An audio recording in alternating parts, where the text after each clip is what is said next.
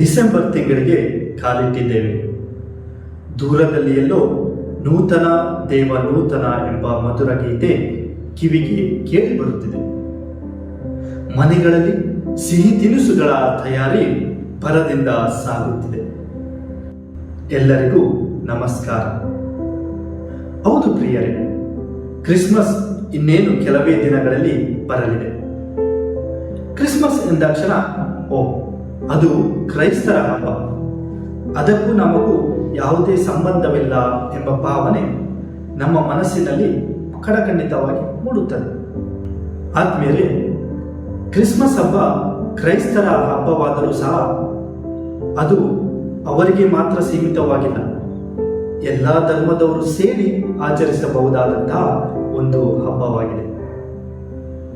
ಕಂದ ಯೇಸು ಹುಟ್ಟಿದ್ದು ಹಸುಗಳಿಂದ ಒಂದು ಸಣ್ಣ ಕೊಟ್ಟಿಗೆಯಲ್ಲಿ. ಹಸುವನ್ನು ನಮ್ಮ ಹಿಂದೂ ಧರ್ಮದ ಬಾಂಧವರು ಪೂಜಿಸುತ್ತಾರೆ, ಏಕೆಂದರೆ ಹಸು ದೇವತೆಗಳ ವಾಸಸ್ಥಾನವಿದ್ದಂತೆ.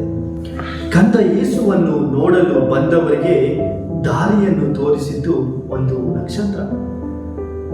ನಕ್ಷತ್ರ ನಮ್ಮ ಮುಸ್ಲಿಂ ಧರ್ಮದ ಬಾಂಧವರಿಗೆ ಒಂದು ಆಧ್ಯಾತ್ಮಿಕ ಸಂಕೇತವಾಗಿದೆ.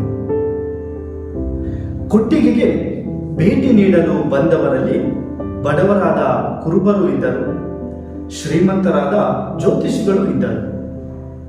ಹೀಗೆ ಕ್ರಿಸ್ತ ಹುಟ್ಟಿದ ಈ ಗಳಿಗೆಯಲ್ಲಿ ಒಂದು ಅಂತರ್ಧರ್ಮೀಯ ನೋಟವನ್ನು ನಾವು ನೋಡುತ್ತೇವೆ. ಕ್ರಿಸ್ಮಸ್ ಹಬ್ಬವನ್ನು ಎಲ್ಲಾ ಧರ್ಮದವರು ಸೇರಿ ಆಚರಿಸಬಹುದು ಎಂದರೆ ಎಲ್ಲರೂ ಪ್ರಾರ್ಥನೆ ಪೂಜೆಯಲ್ಲಿ ಭಾಗವಹಿಸಬೇಕು ಎಂದರ್ಥವಲ್ಲ. ಬದಲಿಗೆ ಈ ಹಬ್ಬದಿಂದ ನಾವು ಕಲಿಯಬಹುದಾದಂತಹ ಕೆಲವು ಮೌಲ್ಯಗಳಾದ ಪ್ರೀತಿ, ಕ್ಷಮೆ, ದಯೆ ಮತ್ತು ಶಾಂತಿಯನ್ನು ನಮ್ಮ ಜೀವನದಲ್ಲಿ ನಾವು ಅಳವಡಿಸಿಕೊಳ್ಳಬಹುದು. ಬಂಧುಗಳೇ, ದೀಪಾವಳಿಯ ಬೆಳಕು ಹೇಗೆ ನಮ್ಮ ಮನ ಮತ್ತು ಮನೆಗಳನ್ನು ಬೆಳಗಿಸುತ್ತದೆಯೋ, ರಂಜಾನ್ನ ಸಹೋದರಿಯ ಭ್ರಾತೃತ್ವ ಹೇಗೆ ನಮ್ಮೆಲ್ಲರನ್ನು ಒಟ್ಟಿಗೆ ಸೇರಿಸುತ್ತದೆಯೋ, ಅಂತೆಯೇ ಕ್ರಿಸ್ಮಸ್ನ ಪ್ರೀತಿ, ಶಾಂತಿ, ಕರುಣೆ ಮತ್ತು ಕ್ಷಮೆ ಎಂಬ ಮೌಲ್ಯಗಳು ನಮ್ಮಲ್ಲಿ ಭರವಸೆ ಮತ್ತು ಉತ್ಸಾಹವನ್ನು ತುಂಬಿಸುತ್ತದೆ.